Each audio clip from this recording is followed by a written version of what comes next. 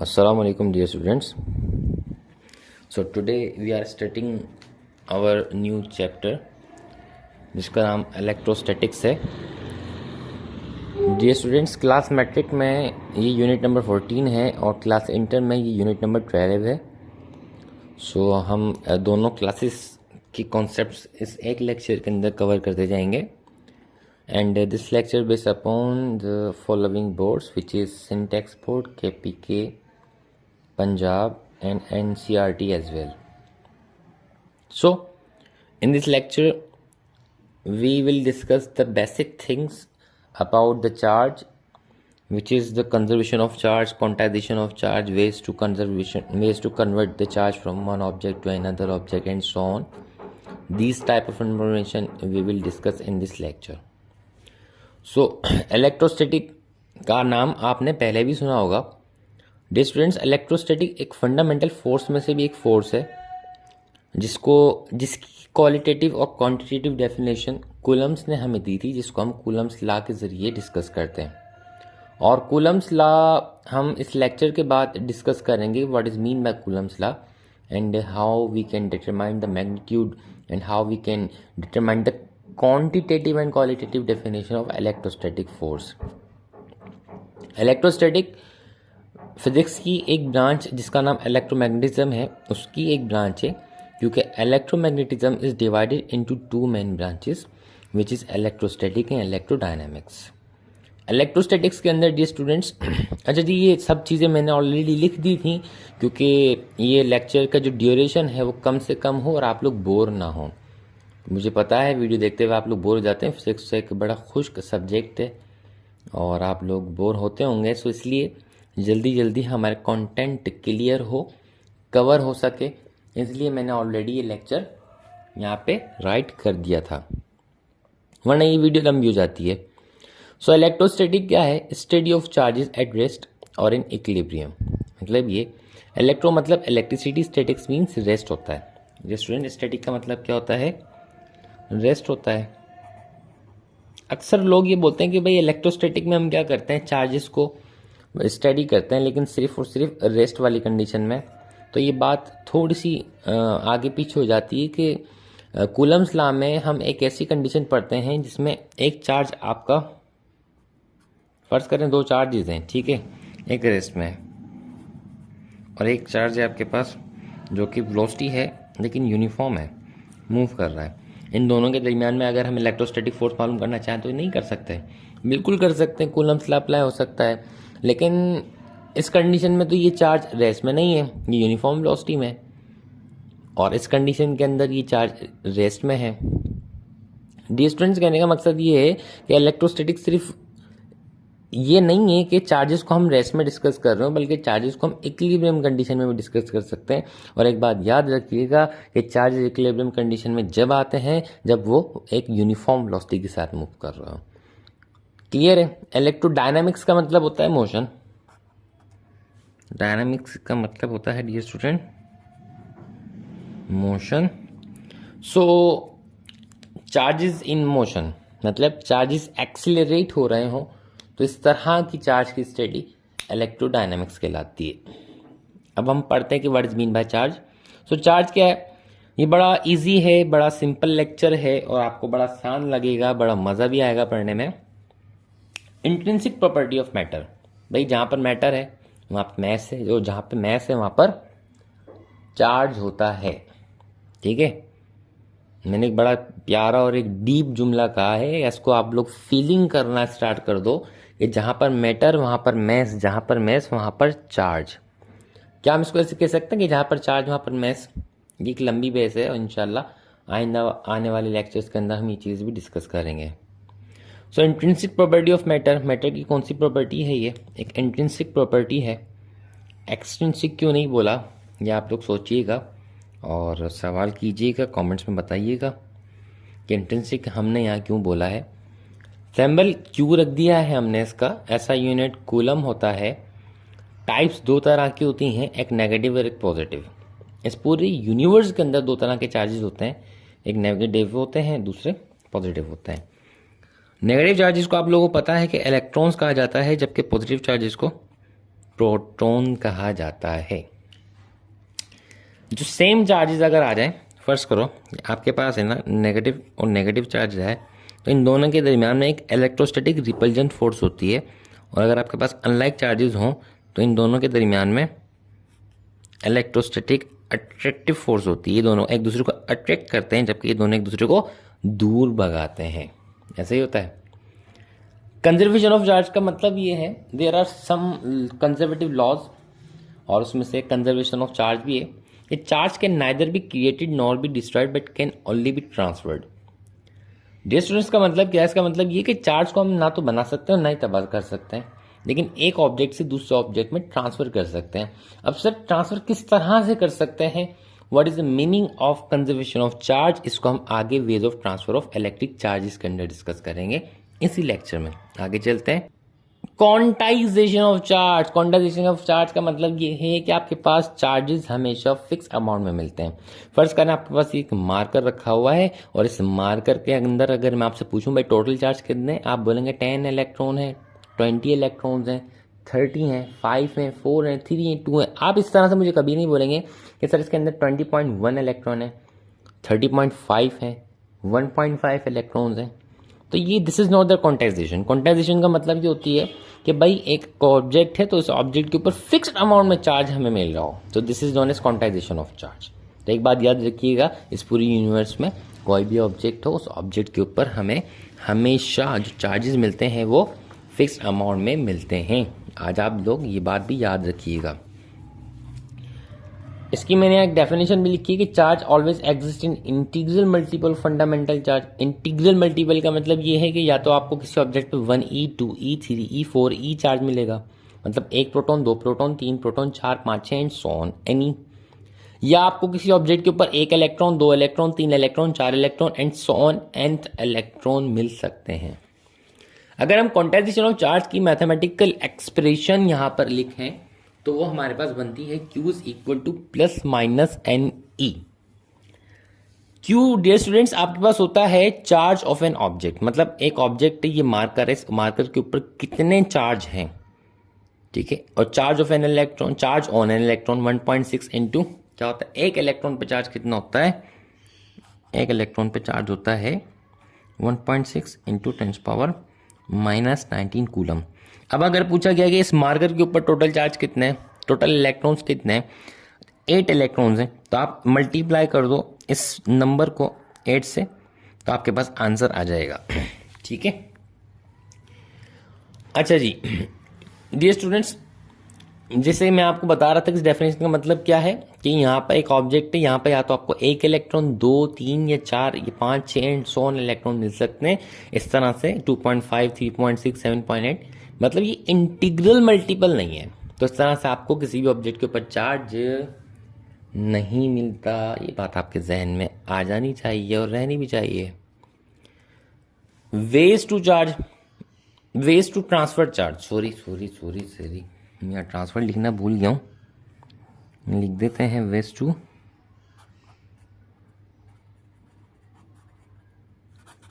मतलब charge transfer करने का तरीकेकार। पहला है चार्जिंग बाय कंडक्शन। क्या मतलब होता है इसका? Conversion of charge by physical contact. Physical contact मतलब ये कि आपके पास दो ऑब्जेक्ट्स हैं, दोनों ऑब्जेक्ट्स को आपके पास एक के पास 4q चार्जेस हैं, मतलब कितने चार्जेस हैं, 4 हैं। इसके पास कितने चार्जेस हैं, 2 हैं। इन दोनों का आप क्या कर रहे हैं, फिजिकल कांटेक्ट में ले आए। फिजिकल कांटेक्ट मतलब दोनों को गले मिला दिया। जब आप दोनों को गले मिलाएंगे टोटल चार्ज एक दूसरे के ऊपर कितने डिवाइड होंगे, 4 टू कितने होते हैं, 6। तो उसके पास भी 3, इसके पास भी 3, ठीक है। अच्छा जी डियर स्टूडेंट्स, ये जो चार्ज ट्रांसफर होता है एक ऑब्जेक्ट से दूसरे ऑब्जेक्ट में, ये ऑब्जेक्ट की किन किन प्रॉपर्टीज के ऊपर डिपेंड करता है, वो आप यहां देख लें कि ऑब्जेक्ट का जो शेप है, साइज, मटेरियल है, वो सेम होना चाहिए। फर्ज करो यहां पर आपके पास एल्यूमिनियम है और यहां पर गोल्ड है। एल्यूमिनियम का जो मैस है वो 5 ग्राम है और उसका 5 किलोग्राम है। तो क्या ये इस तरह से जो कन्वर्जन ऑफ चार्जेस है वो इक्वल नंबर्स के अंदर होगी? नहीं, जब तक ये शेप, साइज, मटेरियल सेम ना हो, हम ये कहते हैं, ये एक अजम्पशन मानी जाती है कि इक्वल चार्ज डिस्ट्रीब्यूट नहीं हो सकते due to the difference in their properties, their shape, their size and their materials and so on. ठीक है, आगे चलते हैं। एक हो गया कौन सा, चार्जिंग बाय कंडक्शन। अब हम आगे चलते हैं। सो डियर स्टूडेंट्स, अब हमारे पास आता है charging by induction. Charging by induction का मतलब ये है कि विदाउट कॉन्टेक्ट। फर्स्ट करो, आपने यहाँ पे एक ऑब्जेक्ट लिया जो कि नेगेटिवली चार्ज पार्टिकल है। यहाँ पर एक ऑब्जेक्ट है ए, जिसके अंदर इलेक्ट्रॉन है, प्रोटॉन है, मतलब एटम से मिलकर बना है। आपने क्या किया कि उसको उठा के करीब ले आए। जब इसको उठा के करीब लाओगे तो जितने भी इलेक्ट्रॉन्स होंगे वो एक साइड पर आ जाएंगे, क्योंकि इलेक्ट्रॉन को क्या करेगा, रिपेल करेगा। रिपेल करने के बाद जितने भी उसमें इलेक्ट्रॉन होंगे वो एक साइड पर आ जाएंगे, बाकी जो प्रोटॉन्स होंगे वो यहीं रह जाएंगे। जब किसी भी ऑब्जेक्ट में इस तरह की कंडीशन हो जाए कि इलेक्ट्रॉन एक साइड पे, प्रोटॉन दूसरी साइड पर, तो इस तरह की कंडीशन को कहा जाता है पोलराइज्ड या पोलराइजेशन। ठीक है डियर स्टूडेंट्स, अब होता क्या है कि आपने ये ऑब्जेक्ट ले लिया। अब ये ऑब्जेक्ट इलेक्ट्रॉन एक साइड पे, प्रोटॉन एक साइड पे। अब आपने एक न्यूट्रल ऑब्जेक्ट लिया जो कि अनचार्ज्ड है, मतलब एक इंसुलेटर ले लिया। लेट सपोज इंसुलेटर ला के आपने इसके साइड में रख दिया, इसको फिजिकल कॉन्टेक्ट में रख दिया। अभी क्योंकि ये इंसुलेटर, इसके ऊपर कोई चार्ज नहीं है, तो तमाम इलेक्ट्रॉन इसके पास ट्रांसफर हो जाएंगे। जब तमाम इलेक्ट्रॉन इसके पास ट्रांसफर हो जाएंगे तो आपका ये वाला जो ऑब्जेक्ट होगा वो सिर्फ पॉजिटिवली चार्ज रहेगा, ये वाला जो ऑब्जेक्ट बी होगा ये नेगेटिवली चार्ज हो जाएगा। So this is known as charging by induction. मतलब हमने क्या किया, हमने विदाउट एनी कॉन्टेक्ट इलेक्ट्रॉन्स को एक साइड पे धकेल दिया और प्रोटॉन्स को एक साइड पे रख दिया। जब इलेक्ट्रॉन्स एक साइड पर आए, प्रोटॉन्स एक साइड पर आए, आपका ऑब्जेक्ट पोलराइज्ड हुआ। पोलराइज्ड ऑब्जेक्ट के साथ आपने एक न्यूट्रल ऑब्जेक्ट को रखा। जब न्यूट्रल ऑब्जेक्ट आपने इसके साथ रखा तो नेगेटिवली चार्ज सारे न्यूट्रल में आ गए। जब सारे न्यूट्रल में आ गए हैं तो आपका object A, object B positive और नेगेटिवली चार्ज बचा। Wow, this is very good. ऐसा ही है, बहुत जबरदस्त तरीका है वैसे ही है। अब फर्ज करो आपने ना ये जो ऑब्जेक्ट है ये नेगेटिवली चार्ज पार्टिकल, मतलब नेगेटिवली चार्ज करना है, तो आप क्या करोगे, क्या करोगे कमेंट्स में बताओ जल्दी से, आप क्या करोगे। ठीक है, अब हमारे पास आता है चार्जिंग बाय फ्रिक्शन। फ्रिक्शन का मतलब ये है कि अब हम रहते हैं उस दौर के अंदर जिस दौर में लोग रहा करते थे जंगलों में, और वो पत्ते बांध के घुमा करते थे, आग जलाया करते थे दो पत्थरों को रगड़ कर। ठीक है, दो ऑब्जेक्ट्स लिया और आप जोर जोर से उसको रगड़ रहे हो। आपने दोनों ऑब्जेक्ट्स लिया और दोनों इस तरह से जो है ना रगड़ रहे हो। इस तरह रगड़ से क्या हो रहा है, आप इन दोनों के अंदर कौन सी एनर्जी प्रोवाइड कर रहे हो, काइनेटिक एनर्जी प्रोवाइड कर रहे हो। काइनेटिक एनर्जी से क्या हो रहा है, इनमें मौजूद इलेक्ट्रॉन्स को आयोनाइजेशन एनर्जी मिल रही है। आयोनाइजेशन एनर्जी से क्या होता है डियर स्टूडेंट्स, आयोनाइजेशन एनर्जी से इलेक्ट्रॉन अपने एटम से बाहर निकल आता है। फर्ज करो ये आपके पास जो ऑब्जेक्ट है, ये जो पेन है ये चार्ज है और ये जो पेन है ये अनचार्ज है। आपने इसको जोर जोर से रब किया, इसमें मौजूद इलेक्ट्रॉन्स अब इसके पास आ जाएंगे। इसमें मौजूद इलेक्ट्रॉन अब किसके पास आ जाएंगे, इसके पास आ जाएंगे। This is known as charging by friction. पता है ये कौन सी एग्जाम्पल है, ये एग्जाम्पल है कि आपने सर में एक कंगा लिया, उस कंगे को फर्ज करो मैं आपको ना ये पीसीस ऑफ पेपर हैं छोटे छोटे। ये एक बंदा है और इसके पास एक कंगा है। ये फिजिक्स वाला कंगा ऐसे ही होता है, सॉरी। और ये इसके बाल हैं। इसने कंगा लिया और यहाँ पर क्या करना स्टार्ट कर दिया, रब करना स्टार्ट कर दिया। ये कंगा अब ये यहाँ पर लेकर आया, जिसको हम कॉम्ब कहते हैं। इंग्लिश वगैरह आती ही है मुझे ज़्यादा, अंग्रेजी। इसको हम क्या कहते हैं, कॉम्ब कहते हैं। तो इस कॉम्ब को उसने इस पीसीस की तरफ लाया, तो ये पीसीस क्या होंगे, इसकी तरफ अट्रैक्ट करेंगे। This is known as. अब आपने इसका अच्छा, ये जो कॉम्ब जब आपने बालों में लेके जाओगे तो इसको आप रगड़ोगे। दिस इज क्या मतलब इस बात का, इस बात का मतलब ये कि आप इस जो इंसुलेटर है, जो कॉम्ब है प्लास्टिक का है, इसको आप क्या कर रहे हो, अनचार्ज से चार्ज कर रहे हो। So this is known as charging by friction. So dear students, अब हम देख लेते हैं, ये समझ में आ गया आपको कि ways of transfer of charge कितने हैं, कि चार्ज को हम किस तरह से ट्रांसफर कर सकते हैं। अब हम आगे चलते हैं कि इलेक्ट्रॉन प्रोटॉन की कुछ प्रॉपर्टीज हम डिस्कस कर लेते हैं कि इलेक्ट्रॉन प्रोटॉन की कुछ प्रॉपर्टीज क्या है। सो डियर स्टूडेंट्स, ये इलेक्ट्रॉन की कुछ प्रॉपर्टीज़ हैं, प्रॉपर्टीज़ ऑफ इलेक्ट्रॉन, जैसे कि मतलब इसके बारे में है, इसकी प्रॉपर्टीज़ तो खैर हम ये नहीं कहेंगे, सॉरी, मतलब कुछ इसमें प्रॉपर्टीज़ हैं, कुछ इसके हवाले से है, तो लिख लेते हैं कि डिस्कवरी जे थॉमसन ने की, एक्सपेरिमेंट कौन सा इस्तेमाल किया था, कैथोड रे एक्सपेरिमेंट था, चार्ज कौन सा होता है, नेगेटिव। अच्छा, वो कौन से इलेक्ट्रोमैग्नेटिक रेज हैं, या जिसको हम रेडियो एक्टिव रेज कहते हैं, वो कौन सी रेडियो एक्टिव रेज हैं, उसको आप रेडियो एक्टिव लिख लें यहाँ पे। इलेक्ट्रोमैग्नेटिक किसी और सेंस में चला जाएगा फिर, वैसे इलेक्ट्रोमैग्नेटिक भी कह सकते हैं, रेडियो एक्टिव सही है। रेडियो एक्टिव कौन सी है, वो बीटा रेज हैं, जो कि इलेक्ट्रॉन्स के साथ सिमिलरिटी लगती हैं, क्योंकि नेगेटिवली चार्ज होती हैं ये भी, और इसे हम फास्ट मूविंग इलेक्ट्रॉन्स कहते हैं। मोशन इलेक्ट्रॉन के पास कितने होते हैं, 2 स्पिन ऑर्बिटल। चार्ज कितना होता है, 1.6 इंटू 10⁻⁹ कूलम। मैस होता है 9.1 इंटू 10⁻³ किलोग्राम। वो कौन से फंडामेंटल पार्टिकल की फैमिली है जिससे मिलकर इलेक्ट्रॉन बनता है, तो उसका नाम है लेप्टॉन फैमिली। कितने क्वार्क से मिलकर बनता है, 3, स्ट्रेंथ और डाउन। क्या आपको पता है क्या इलेक्ट्रॉन के पास जो नेगेटिव चार्ज है वो क्यों है? क्योंकि देखें, अब हम इसको मैथमेटिकली प्रूव करते हैं कि जो हमारे पास स्ट्रेंज क्वार्क होता है, जिसको हम एस से शो करते हैं, उसके पास -1/2 चार्ज होता है, और जो डाउन क्वार्क है उस डाउन के ऊपर भी -1/2 चार्ज ही होता है।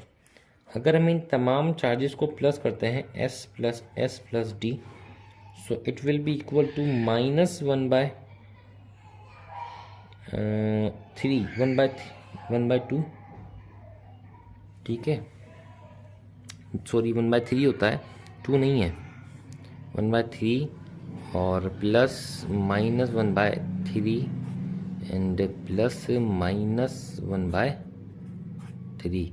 एलसीएम लोगे 3 आएगा, माइनस का 3 हो जाएगा, 3 से 3 कैंसिल, तो हमारे पास क्या बचा, -1। मतलब ये कि अगर हम इन तीनों क्वार्क्स का सम करते हैं तो वो क्या आता है हमारे पास, -1, और इसलिए हम ये कहते हैं कि हमारा जो इलेक्ट्रॉन है वो नेगेटिवली चार्ज पार्टिकल होता है। अब चलते हैं प्रोटॉन की प्रॉपर्टीज़ के ऊपर। सो डियर स्टूडेंट्स, अब प्रोटॉन की कुछ मीन्स के प्रॉपर्टीज़ हैं, इससे ताल्लुक़ रखने वाले चंद अहम मालूमात। डिस्कवरी की गोल्डस्टीन ने, चार्ज पॉजिटिव रेडिएक्टिव रेज जो उससे ताल्लुक़ रखती हैं वो अल्फ़ा हीलियम न्यूक्लियाई होती हैं, पॉजिटिव ही होती हैं। चार्ज 1.6 इंटू 10⁻⁹ कूलम, मैस इसका 1.67 इंटू 10⁻27 किलोग्राम। फंडामेंटल पार्टिकल वो कौन सा है जिससे मिलकर प्रोटॉन बना है, वो क्वार्क फैमिली है। कितने क्वार्क से मिला है, 3, अप एंड डाउन से। अप के ऊपर चार्ज 2/3, डाउन के ऊपर -1/3 आया, इनको प्लस करें और देखते हैं कि प्रोटॉन के ऊपर पॉजिटिव चार्ज क्यों होता है। 2/3 और ये -1/3, सो आपके पास अब आंसर आएगा, इसका एलसीएम ले लो, 3 -1/3, ये हो जाएगा 4। अब इनका एलसीएम ले लो, ये हो जाएगा 4 -1/3, it will be equal to 3 divide by 3 and 3 1 ज़ा +1, मतलब +1। इसीलिए आपका जो चार्ज होता है प्रोटॉन के ऊपर वो +1 ही होता है। अब आप लोग मुझे बताएं कि न्यूट्रॉन के ऊपर चार्ज क्यों नहीं होता, इसकी क्या वजह है, या आपने मुझे कमेंट्स के अंदर पिक्चर्स सॉल्व करके, इसका आंसर सॉल्व करके पिक्चर भेजनी है। थैंक यू सो मच, अल्लाह हाफिज़, take care of your self.